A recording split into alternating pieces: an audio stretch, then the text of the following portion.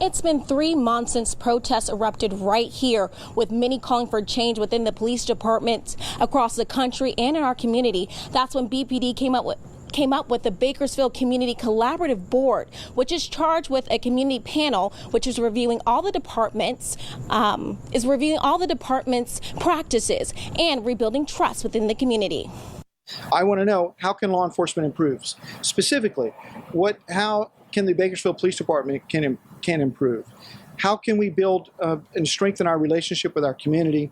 And then further, how can we really reach those members of our community who don't trust us? And what can we do in a better way to communicate with them? On July 2nd, the Bakersfield Police Department announced a partnership with California State University Bakersfield Kegley Institute of Ethics and the CSUB Center for Social Justice. The partnership was created as the community called for the department's policing to be reviewed and improved. Chief Craig Terry then created a 5-member committee who for the next 6 months will analyze key topics impacting the community. The subcommittee is building trust and legitimacy.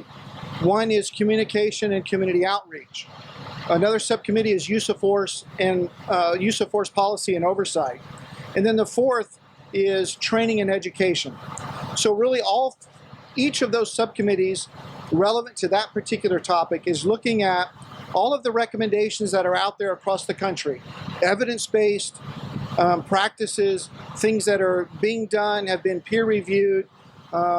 That's what they're going to be looking at. The chief shares that the board is divided into 4 subcommittees to focus on each topic of interest. And for the next several weeks, the board will listen to presentations given by officers within these respected departments. So far, according to Chief Terry, the subcommittees have each met once. The chief says they will also host and present these presentations to the community through public meetings where residents will be able to voice their opinions as well. Each one of the subcommittees will hold listening sessions throughout our community so that all of our community's voice can be heard.